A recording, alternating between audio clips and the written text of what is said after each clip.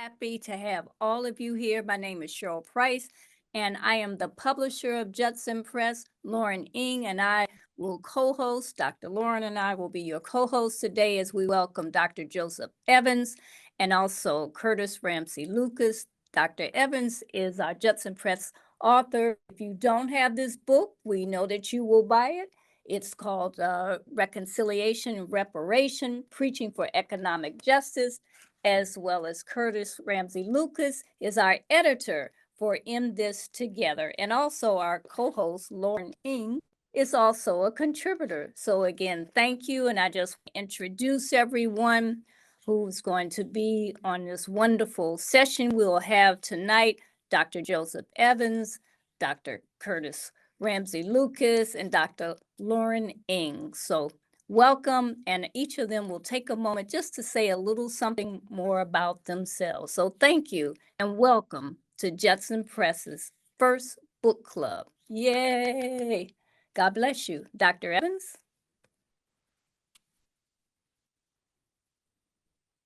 Well, first and foremost, I want to thank you, Dr. Price, for permitting me to be a part of something that I believe is a significant event. Certainly in my life it is, and I'm ecstatic about my colleagues that will be part of this panel discussion on books, and for those who have taken time to be with us here today.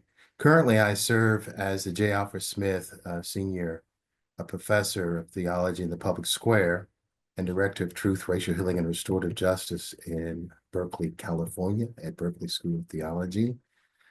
Previously, I was Dean of Morehouse School of Religion in Atlanta, Georgia. Prior to that, I had the privilege of serving two pastorates. However, those are not really the things that make me tick. What makes me tick is my wife, Patricia, and our two children, Gabrielle and Matthew, and now our grandchildren in the persons of Grace and Grant and Giselle, who have captured my heart.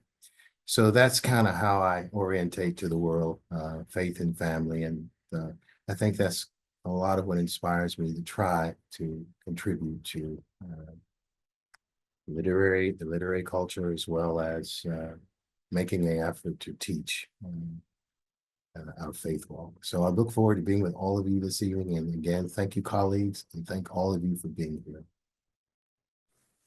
Thank you, Dr. Evans. Curtis?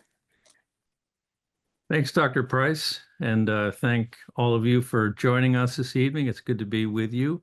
I'm Curtis Ramsey-Lucas. I serve as the Director of Marketing and Communications at the American Baptist Home Mission Societies, and I'm the longtime editor of the Christian Citizen magazine, which we'll talk a little bit more about in relation to In This Together. Some of the content in that book got its start in that publication. So it's great to be with you and good to be a part of this launch of the Judson Press Book Club, as Judson Press is now in its 201st year of publishing ministry. So it's exciting to be a part of this new outreach for Judson Press. All right, thank you. And Dr. Lauren? Thank you. I'll add my thanks to you, Dr. Cheryl, and the Judson Press team for hosting this inaugural event tonight. So very excited to be a part of it.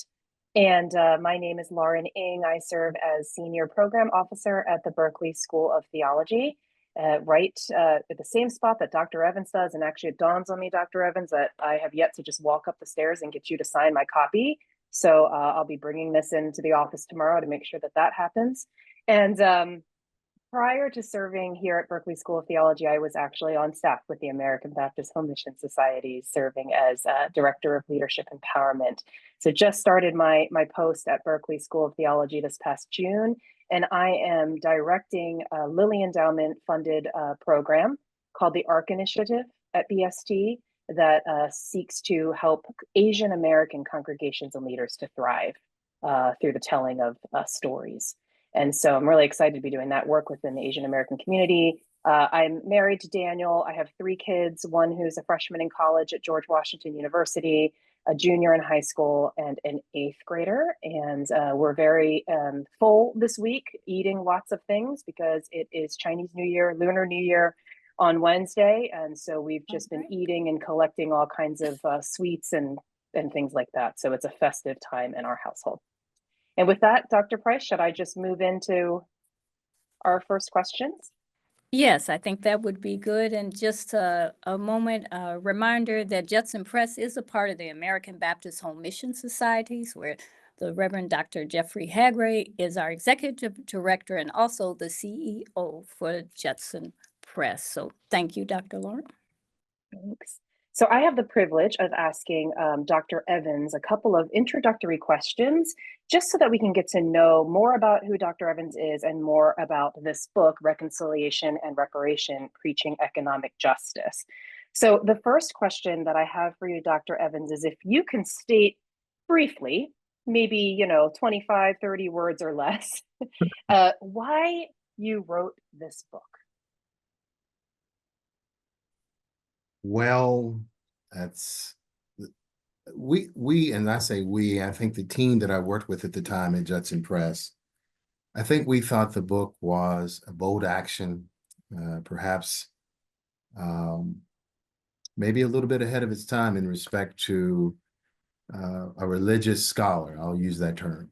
There were other people talking about reparations across the country in many disciplines. William Darity comes to mind immediately, a Duke professor, an economics professor.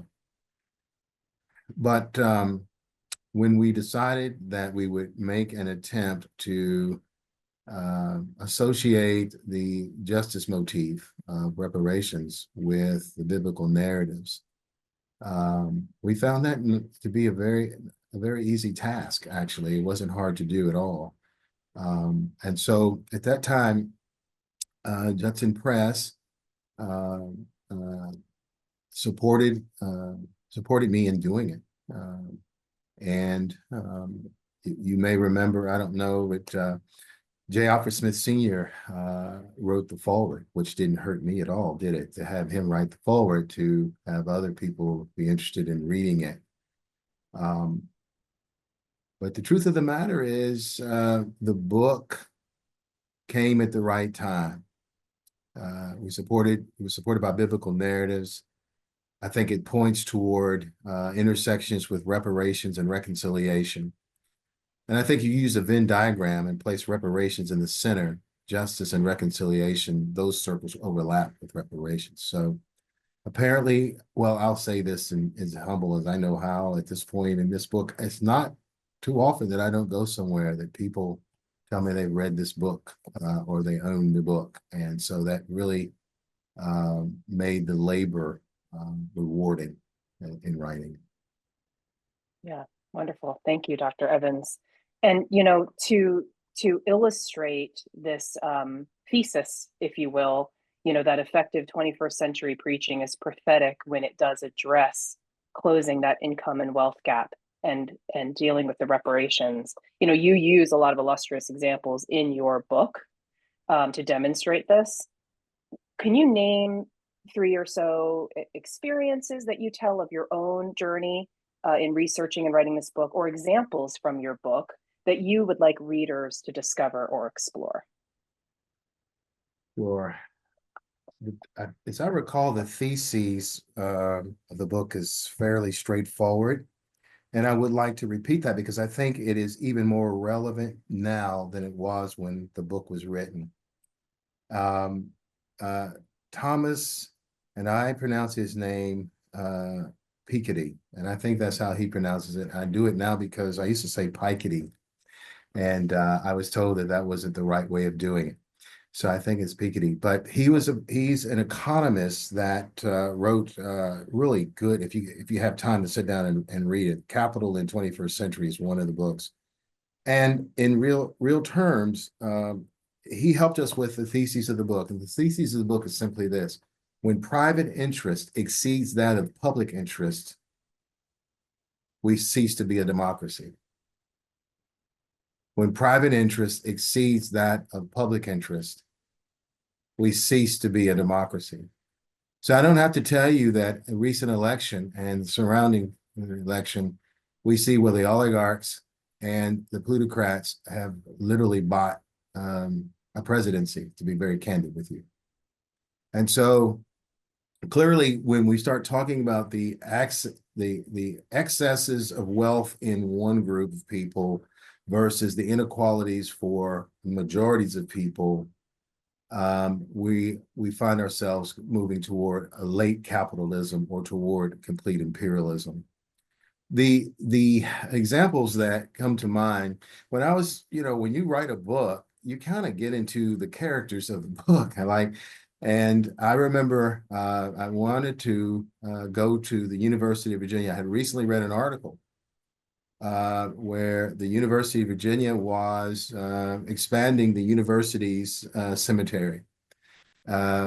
Yes, University of Virginia has its own cemetery, and in that cemetery, they were expanding it because large donors oftentimes request that they be buried in their university's cemetery.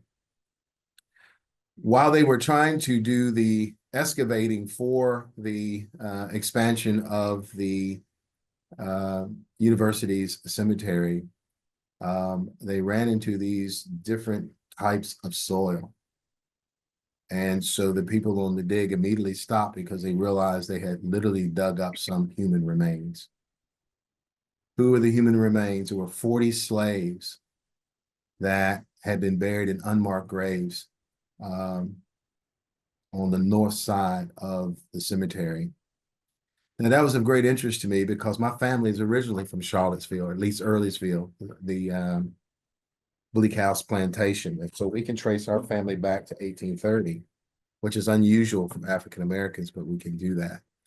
And so we have our own cemetery up there on Earlysville Road. And so I was down there and with having what I would call some kind of out-of-body experience. It was the weirdest thing. I'll never forget when I went into the cemetery that day to get a feel for it. It was really bright. I ran right into this Confederate soldiers monument or statue, and it was blinding sun that day. But one of the things I remember, it was also segregated. You had the university's professors and so forth on one side, and then you had Civil War veterans from the South who had gone to University of Virginia. They were segregated out. So even that was kind of strange to me. But it did give me indication that University of Virginia, the entire university was built by slaves, as was the University of North Carolina and many of the institutions in the South. Oh, and by the way, Brown University and some of the more elite universities in the North were also built by slave labor. Now, the notion was that people said, well, we can't find we don't know who these people are if we're going to pay reparations to them. Well, the University of Virginia is known the whole time. They immediately knew who those 40 people were that were buried there because they knew that those 40 people were people who Mr. Jefferson had gotten the slaves from Mr. Monroe's farm and his property. And it's written about in the book in detail, so I'm kind of calling that in my head. I think one other thing that is vivid in this book is when Thomas Jefferson, I think it has to be in this book, when Thomas Jefferson was on his deathbed, Thomas Jefferson did not permit his biological family, that is his white family, in the room with him. I don't know if you know that, but they were not allowed to be there, including his, I guess it would have been his nephew, Randolph. You got it. Sally Hemings was in there along with children that Mr. Jefferson fathered from her. And if you've ever been to the Monticello or the Monticello, some of them call it down there, when you go up into the house, unless you and I are going into the house, and you're looking straight way to your right, if you turn right, they'll show you that there is a place in, quote, it's in a bedroom, but there's a attic, and in the attic, there's a ladder that comes down. And Sally Hemings actually lived in the Monticello her entire time there. She never lived in the slave quarters. So Mr. Jefferson knew what he had been doing was not right. But at the end of the book, you'll find that Mr. Jefferson says that he didn't let the slaves go because he said he could not economically afford to do so. And I think that's, two amazing illustrations that may give people some insight into what's actually in the text. Thank you, Dr. Evans. I read with great emotion the chapters that you're referring to of your visit to the university cemetery, and learned quite a bit about Thomas Jefferson, and appreciate the framework of double consciousness when referring to Thomas Jefferson. So I encourage readers to pick up this book and get to read what Dr. Evans just so articulated so well for us just now.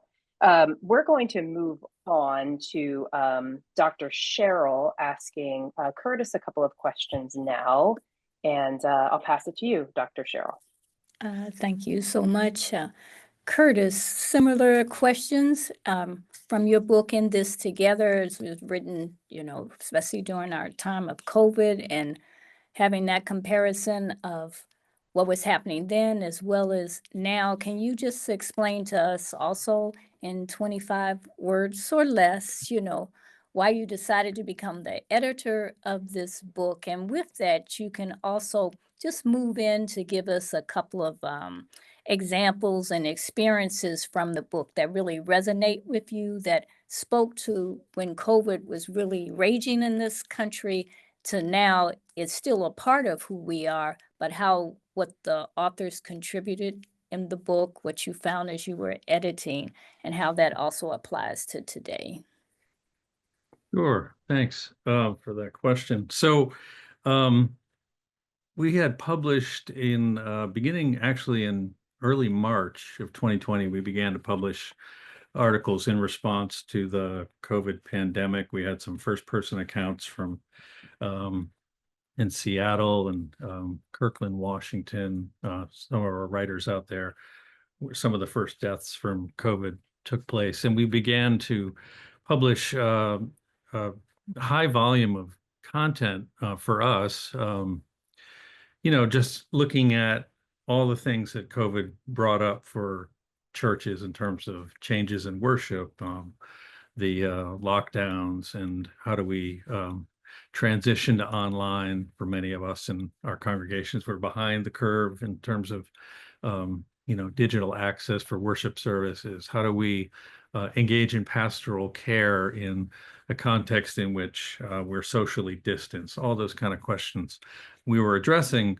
in the Christian Citizen, publishing those digitally. And it was about maybe April of that year that I started to ask our writers to begin considering the longer term implications of the pandemic, not only for the church, but for society, to begin to think of the days we were living through at that time as an apocalypse, not in the sort of popular understanding of the word as the end of history, but in the original Greek meaning of the term as a revelation, a time of unveiling, a time of unfolding of things not previously understood, that wouldn't be understood apart from that unveiling. So we started to kind of wrestle with what was being revealed about the inequities and injustices in our society. What was it unveiling about the church and its relation to society? What good and evil was the pandemic unfolding? And so that was a whole series of articles that came a little bit later, but still April, May of that year. And we looked at the disproportionate impact of COVID-19 on African Americans in particular, more generally on poor and vulnerable populations, due to disparities in access to healthcare, economic opportunity, structural racism, injustice. And so we were looking at all these things, and it was around that time that Judson Press invited me to think about a book project that would begin to compile some of those articles, some that had been published, some new content, adapting them for publication in a book. And so that's when we began to sort of pull all that together. And also, of course, in that summer, we had the very public death of George Floyd. And that sparked, of course, protests across the country. And so that is also interwoven into this book, the response to that event, and a wrestling with it. So the book is very much shaped by the early days of the pandemic and the social unrest of those times, but I don't think it's not stuck there. There's still a lot to learn from what we were publishing, and we also, the framework for the book is really to look at all those things under a kind of rubric of what were we learning in those days? What were we learning about God? What were we learning about self? What were we learning about being the church and being neighbors? And what were we learning about our nation? And it's interesting to me now to go back and look at some of these essays again, in the hindsight of the times we've been through. Some of it's hopeful, some of it's not so much. And of course, we're still wrestling with crises in our society and in our world. So I think it's still very relevant for the kind of ministry we're engaged in today. Thank you, Curtis. At this time, we want to delve a little bit deeper into both of your books.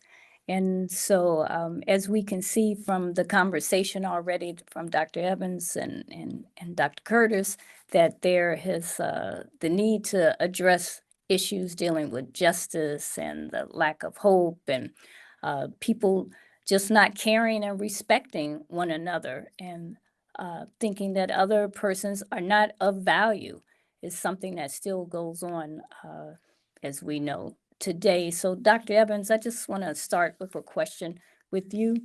Can you just give us an explanation of your understanding of reconciliation and reparations and how the political climate speaks to those two entities today, not only within the African American community, but just in our society and the world at large? Okay, thank you for your question. I would just simply tell everyone, you've read it numerous times. You can go to the second epistle to the church at Corinth, or 2 Corinthians chapter 5, and you can really start somewhere around verse 16 and read through verse 21. Apostle Paul uses different ways of talking about reconciliation. That term there for him is a legal term, actually. It is, I think I have to look it up, but I think it's a Lego, something like that. But I'm not going to go do that. But it's the term itself, to be reconciled, is something binding. And therefore, it's a justice motif. A motif that everyone may not be satisfied with, but both parties or as many parties had equal say, and it's binding. Mm-hmm. So it is a justice motif. So reconciliation is not without justice. So they go together, justice and reconciliation. So it's better to define reconciliation as what justice looks like in public. I think I would say that to us. Now, in the political implications today, well, it's the income and wealth gap that I believe is the number one justice issue of our time. And I certainly wrote that in 2018, I think, when I can't remember when the book was published, but it was around that time. But I feel it's still very much in the case, and I think more people will probably admit that now. We went through hearing and two political campaigns. Senator Sanders just told everyone in this country that 1% of the American public controls 40% of all income and wealth, and then 5% controls anywhere from 67%, and sometimes now we hear 70%. So if we say that, then 5% of the public controls 70% of wealth, leaving 95% of the people looking to live off of 30% of income and wealth. that's unsustainable. So I think that that is the underlining issue. We have to ask the question about the merits now of capitalism. Can we have a capitalistic economic system where we have so many people who are not at the table? There's no equity there. We have to ask those questions. And so far, it looks like we're not willing to have that conversation. So I think that is where I will leave it. If someone has questions afterward, I will expand on it, but I think that gives us a good insight, not only on what we wrote in the book originally, but how I think it continues to inform us, even as you and I are talking and listening to one another, literally right now.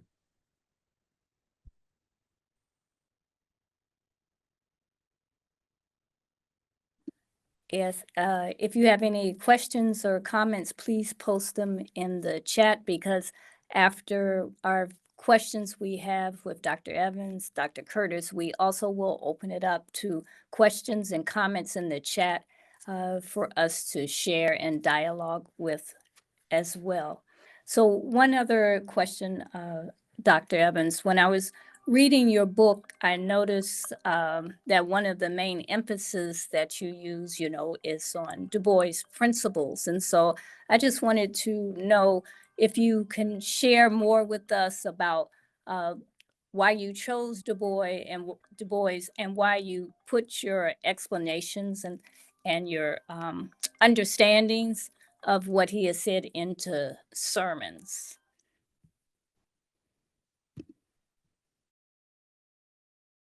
That's a really good question. So I can tell you in an illustrative way and just drill down very quickly. When I was a college kid, I was pledging fraternity. I see Dr. McMickle is on our call. He knows exactly which fraternity we pledged. And I was hiding from the big brothers. And I hid in a place where I thought they would never look for me, which was the college's library. And unfortunately, they did look for me that day in the college library. And I'll just simply say I don't know how, but they didn't catch me. I was literally standing in plain sight. But I was looking through the stacks and I saw this book called Black Reconstruction. And I'd never seen that book before. And so they went back down the steps. I went around and I found this entire section, books on African-American authors. And I started reading Du Bois at 18 years old and continued to read him off and on until I found out that Dr. Du Bois may have been the father or parent of Black liberation theology. And his hermeneutic was to take into consideration double consciousness. If you take Julia Cooper, who was one of Dr. Du Bois's colleagues, then we would also start talking about a trifocal lens. And so I started reading that and start understanding it. Reading scripture through that marginalization opens up a great deal of biblical truth that may be close to the socio-oppressed Hebrew and the socio-oppressed people of the New Testament. And so I started reading Du Bois in that fashion. It felt like, the Black social gospel movement, some people know, but that really is where the Black social gospel informs the Black church tradition.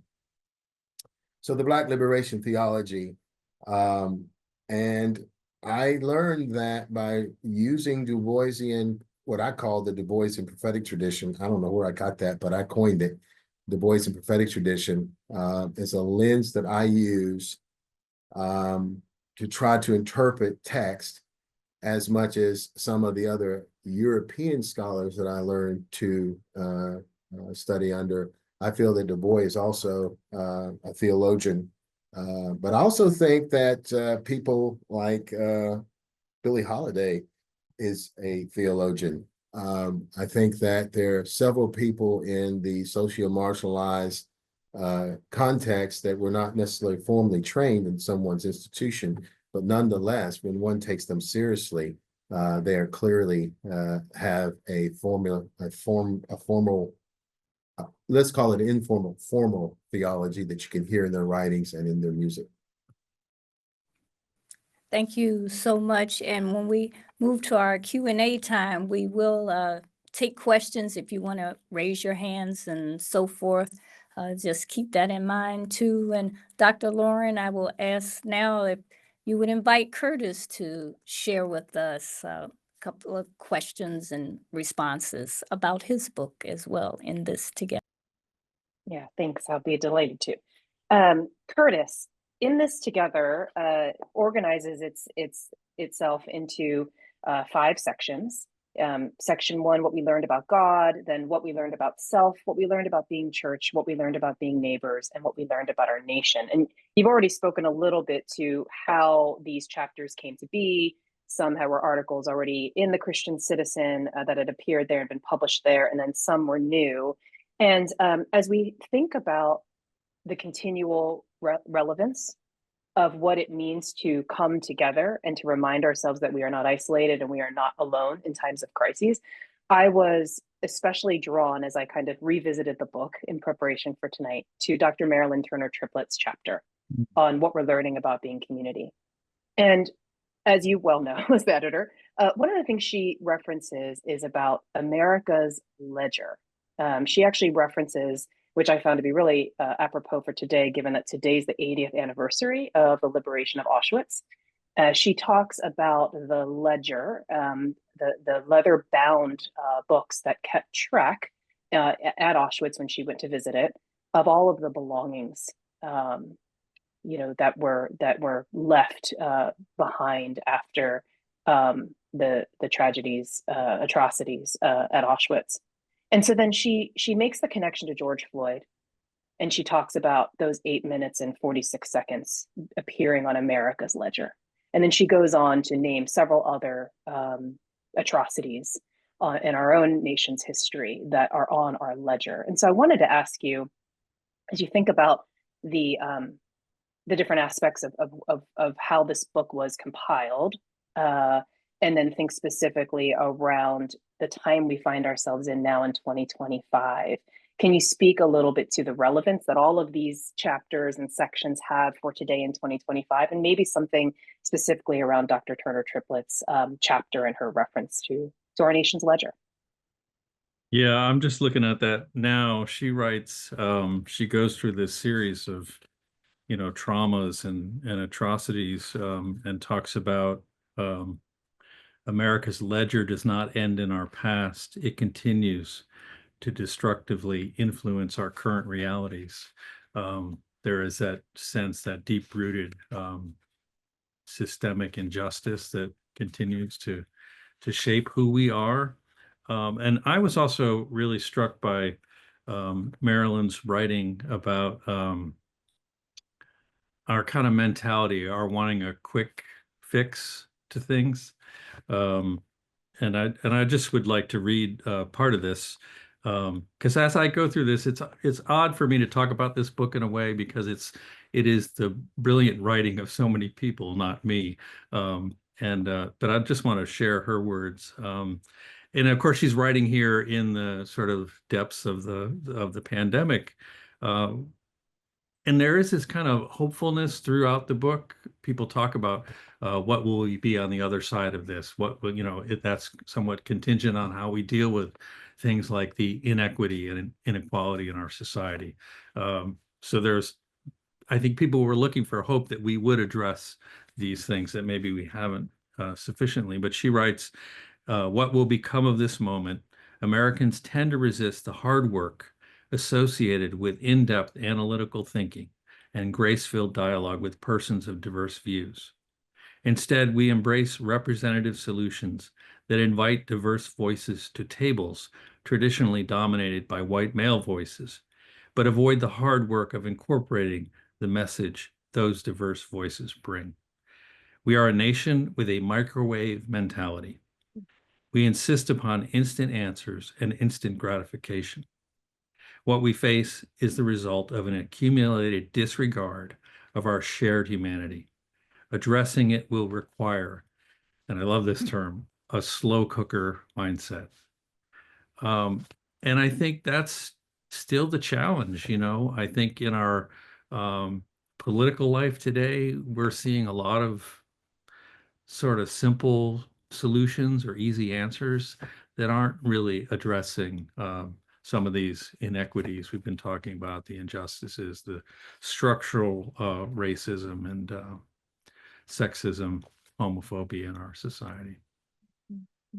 Yeah, thank you so much, Curtis. So along that vein, if you were to revise in this together and add new chapters to address some additional topics, especially as it relates to, let's say, church and community gatherings, who we are to be as church in our current time, what else might you include? Well, one of the things I've been thinking about as I've kind of looked back over some of these essays is what would people who wrote these things 4 or 5 years ago, how would they kind of reshape or rethink what they shared then? But in terms of church, I think we see, evidence of decline in so many places in church, and that's a real challenge. How does the church reconnect with community? And I think that's we're sort of in this hybrid reality now of we continue to gather for worship, but maybe we have more people online than we did or that we do in the sanctuary on a Sunday morning. I think those questions are still with us. How do we reconnect with our communities, and also how do we deal with the kind of fragmentation in our society, the camps that people have sort of separated themselves into or been encouraged to be separated into? How do we get past some of those barriers and recognize that we are truly in this together? I don't know that we have that kind of conception that we are in it together.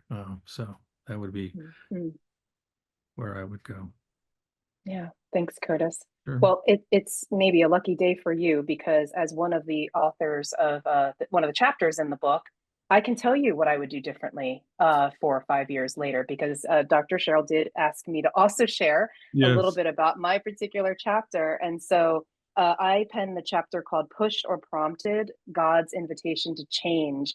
And it's because I have spent a lot of time thinking about, is the church destined to always be reactive instead of proactive? And so as we found ourselves in that pandemic time, I reflected on that kind of dynamic tension between the push and the pull that we experience. And I reference the Midrashic story of Nahshon.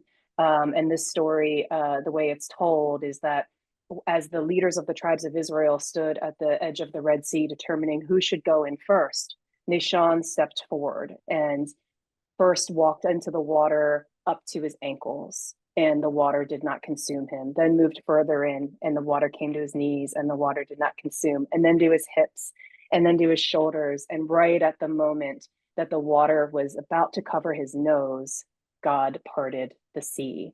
And so using that story, I talk about, does the church assume a posture of being pushed into times of tumult and crisis, or may we consider that the Spirit is prompting us into that time? And I study this posture through the lenses of architecture, authenticity, and constancy in that chapter. But now, fast forward 5 years later, I'm at the point where I feel like, you know what, Curtis, sometimes a bully just walks onto the playground and we do just get pushed. Sometimes we do just get pushed, not prompted, just pushed. So if I were to pen a sequel to my chapter now, I might title it something like Finding God in the Free Fall, because it feels like we are falling hard and fast. But just like I asked during the pandemic, I would pose the questions: who is the church to be, even as we've been pushed down? Do we believe God is still to be found and is still generative in the midst of a free fall? And how do we think, again, through those lenses of architecture, authenticity, and constancy, how do we think about our physical spaces, our connections with one another, to one another, and our rhythms of life as faith communities in the midst of being pushed and being in that free fall? who, for example, as we think about our physical spaces as churches and communities of faith, who's the bully walking toward on the playground? And what does it look like for us to put ourselves in between and beside the next victim? So I think that's kind of the evolution of my thinking from then and how I would apply it to where we find ourselves today. Yeah. One of the things I have to just say that I loved about your chapter, you talk about in times of crisis, we're especially tuned to the Creator's invitation to ask critical questions concerning the church's identity and purpose. Invitation's always there, but in times of relative calm, it can be easy to ignore. That really stood out for me in what you wrote, because it is the moment of crisis that kind of brings all that to the fore and makes us maybe rethink, what is our purpose here? Who are we as a people of faith in Christ? And be clear about that and be, stand firm in that. So. Yeah. Thank you so much, Curtis. Thank you. Appreciate the conversation. Yeah. And I'll pass it back to you, Dr. Cheryl. Oh, thank you, everyone. At this time, I would like to open it up to questions. And if you have a question, you can raise your hand. And it just makes me think of listening to the three of you about the topic of justice. But I want to open it up to other persons before I ask my question. So if you have a question, you just raise your hand and we'll take you off of mute so that we can have a more interactive dialogue as well.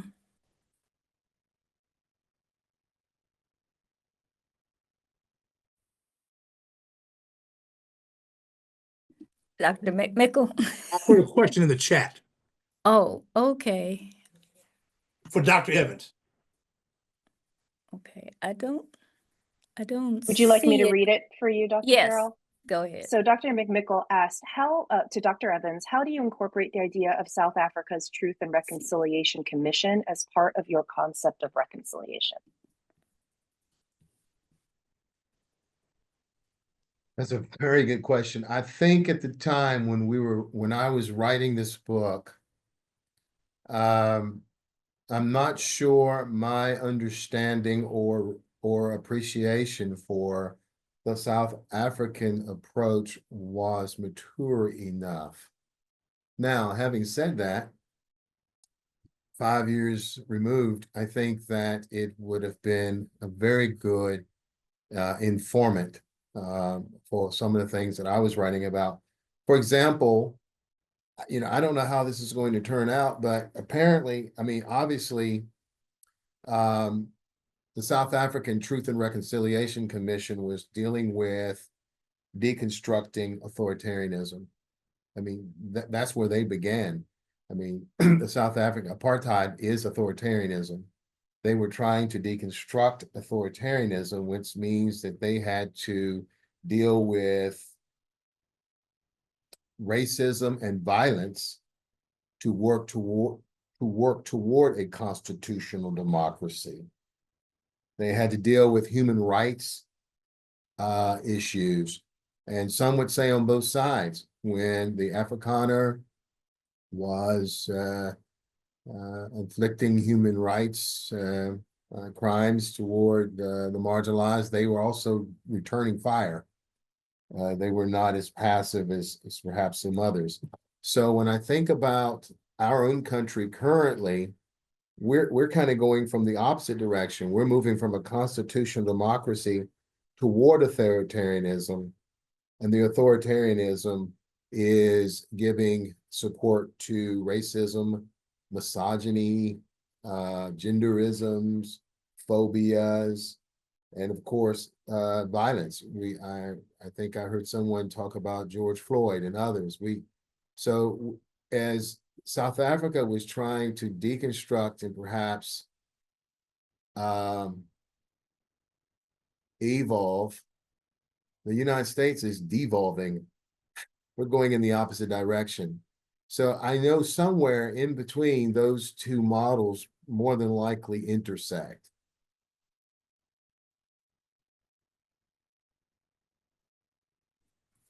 All right.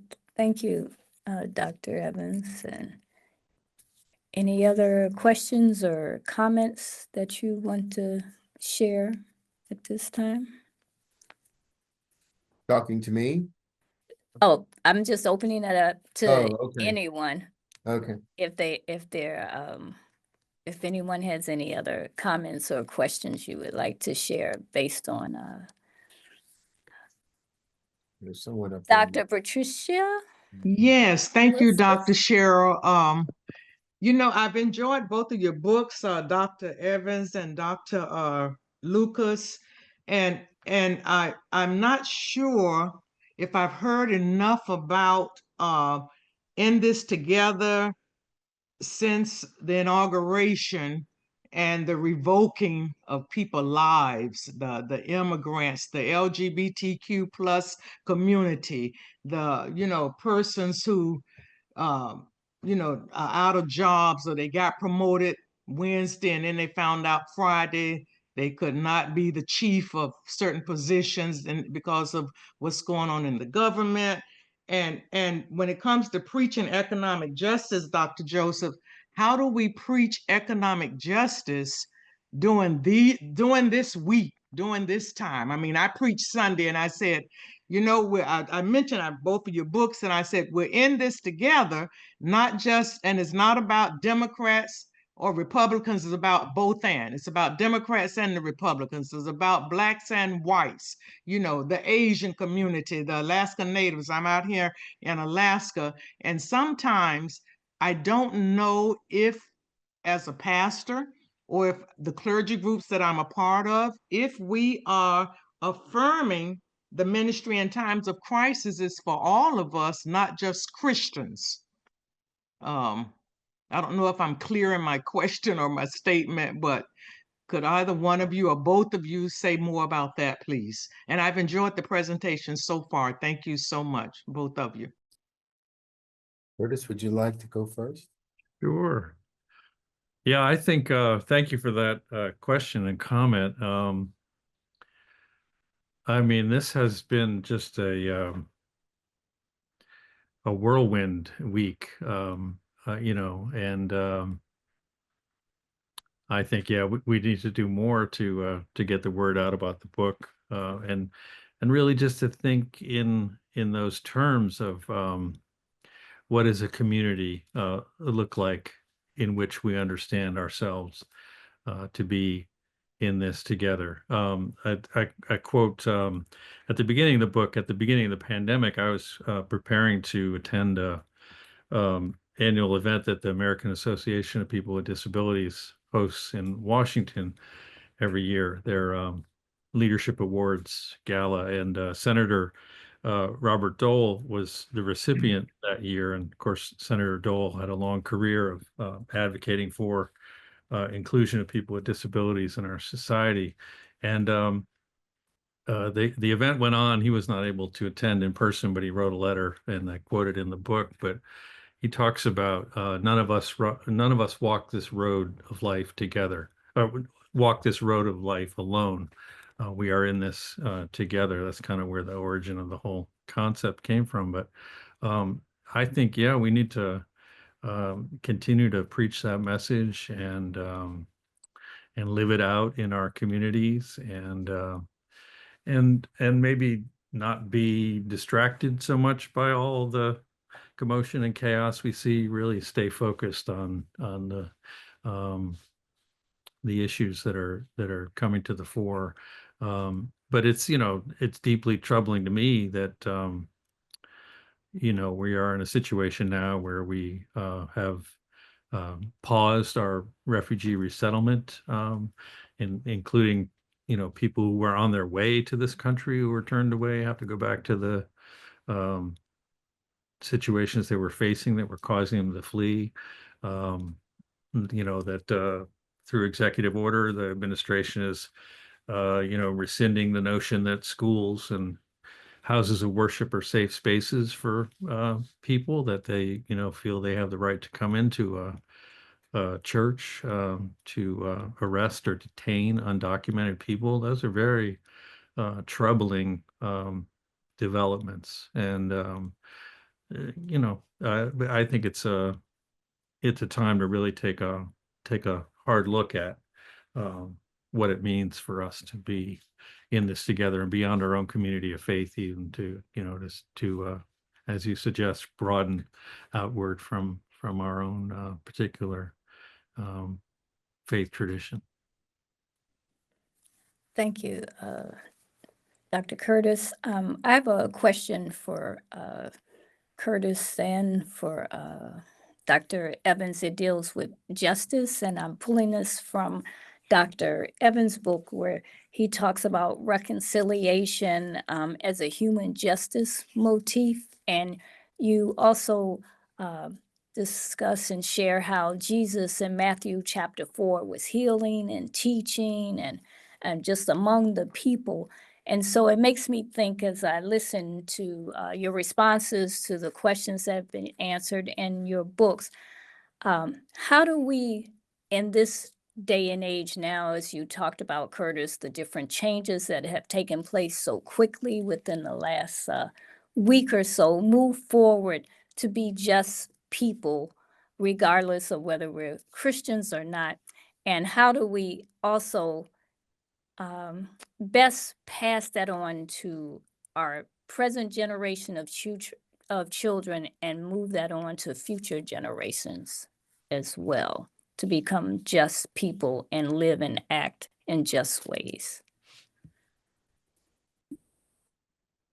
Well, Brother Curtis, she mentioned your name. You should All probably. right. Well, I mean, I think we need to be, mindful of what is happening in our communities. We need to stay connected with the needs that we see and understand around us. We need to find allies in community, work together across faith traditions, ecumenically, interfaith. I think we need to pull together as much as we can and speak clearly to the situations, the injustices that we see, the inequities that we see, and keep moving forward together. Dr. Evans? So I agree with you. Let me do a couple things, if I may. Someone had asked me about talking about the book, and I would just simply tell listeners, you can go to page 70 in the book, and you'll see I did it actually like this, where I was talking about the reconciliation. Someone put in the chat about the Greek word, and that is true.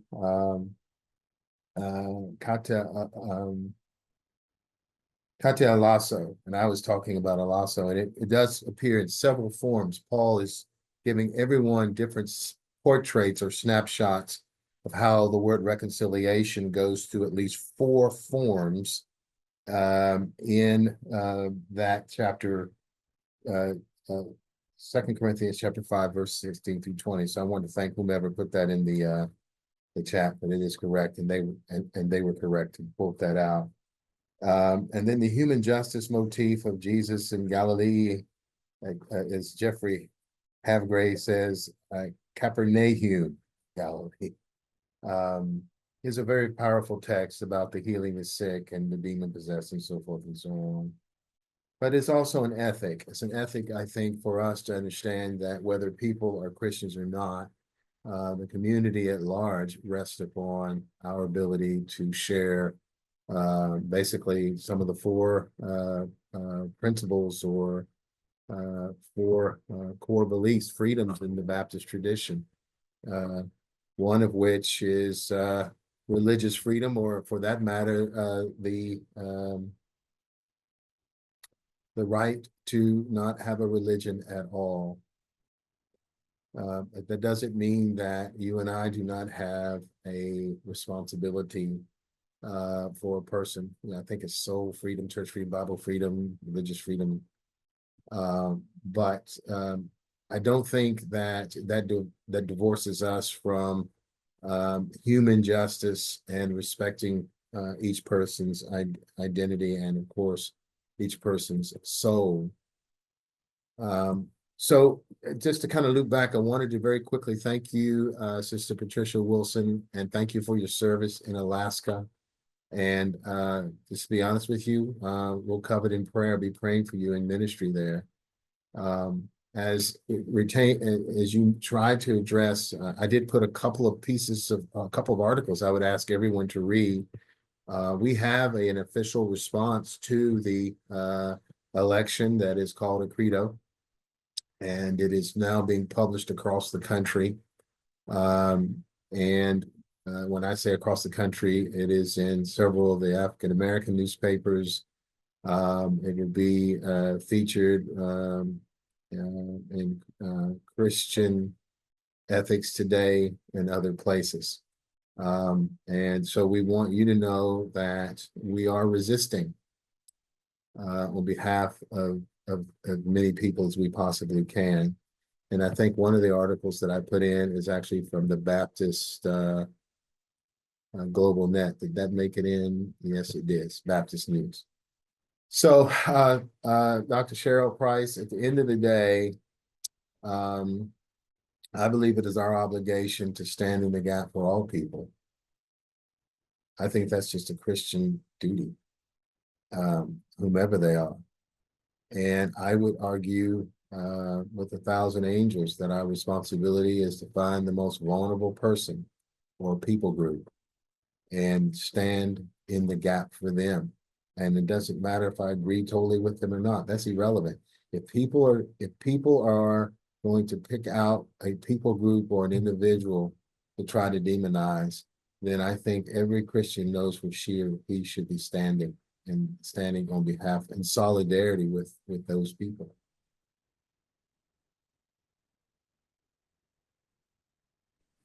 Thank you, Dr. Evans.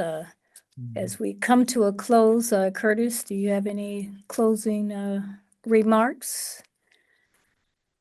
So I would just a quick word on the word crisis, which was part of ministry in times of crisis. And this is from the introduction that I wrote for the book. In its original meaning, crisis implied a judgment, a situation calling for choice and decision, and according to Christian understanding, for discerning the will of God and the courage to follow it.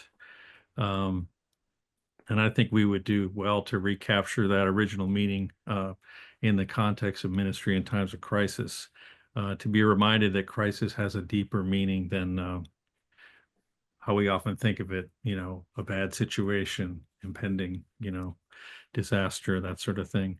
And then there's an Orthodox theologian that I got acquainted with some years ago, Alexander Schmemann, and he wrote this: "It is always good for the church to be reminded by God that this world, even when it calls itself Christian, is in fact at odds with the gospel of Christ, and that crisis and the tension created by it are, after all, the only normal mode of the church's relationship with the world, with any world." So I fall back on that as well. We find ourselves in a time of crisis again, but that really is the relationship of the gospel to the world.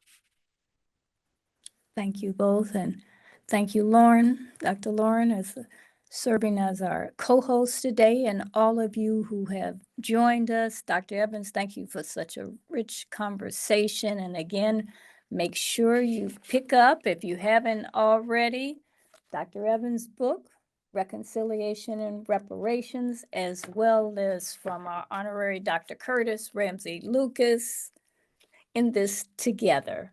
And again, we thank Dr. Lauren. And before we close, I would just like Dr. Evans and Dr. Curtis and Dr. Lauren as well to share with us any information they have that we can also connect with, where we can follow them, find out what's going on and what's happening on the West Coast as well as here on the East Coast and someplace in between. So we'll start with Dr. Evans.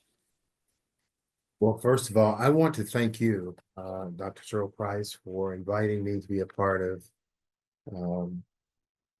a discussion with colleagues that I have deep regard and respect for. And I want to thank the people who have taken time to be here tonight.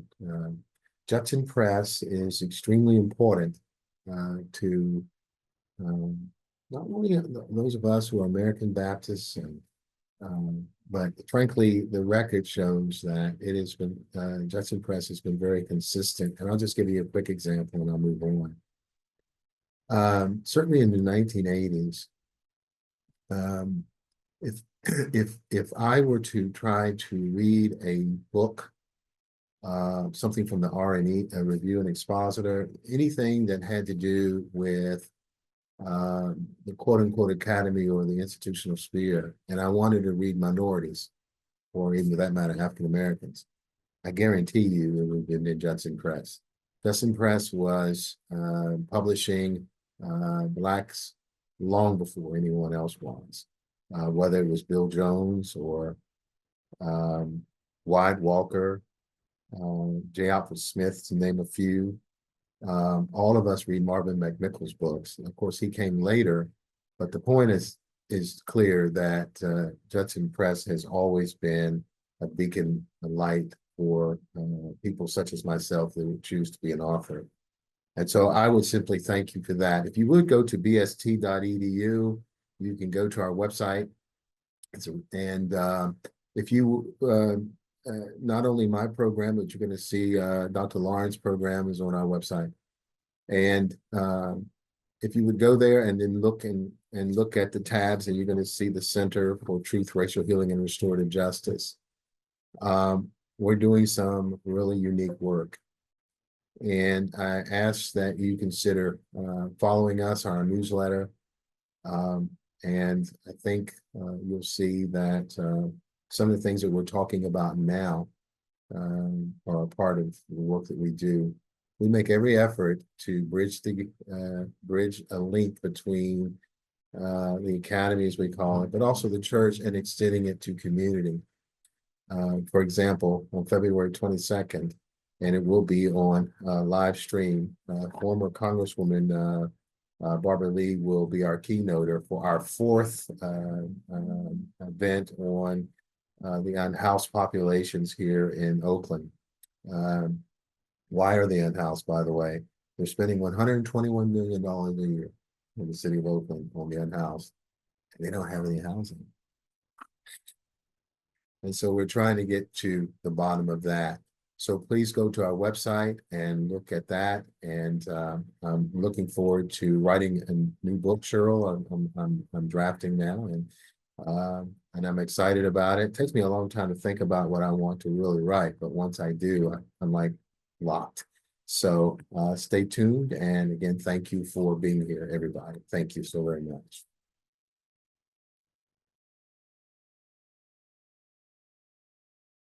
I too want to thank Dr. Price for the opportunity to be here this evening, and for all of you for joining us. It's been a rich and rewarding conversation. I'm glad to have been a part of it.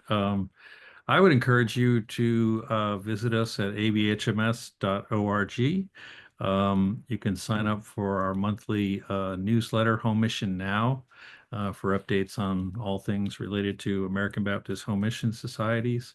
There's information there about upcoming books and events with Judson Press as well. So I would encourage you to sign up for that.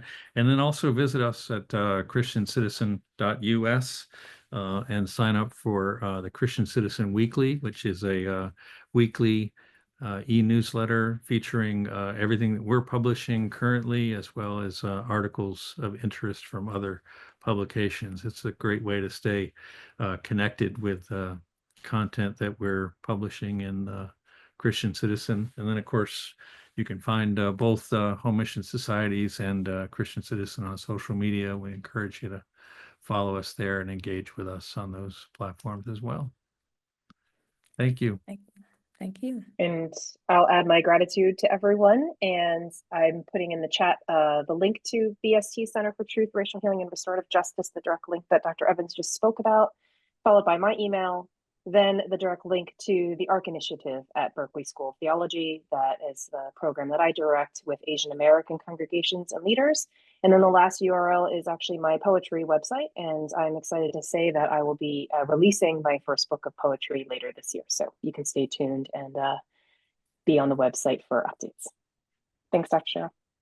And thank you. Thank you all. We look forward to seeing you next month for our next book club, February 24th, with Dr. Glenn Porter, who was on or is still on this book club with us. And his book is Journey Through Black History Month with Jesus.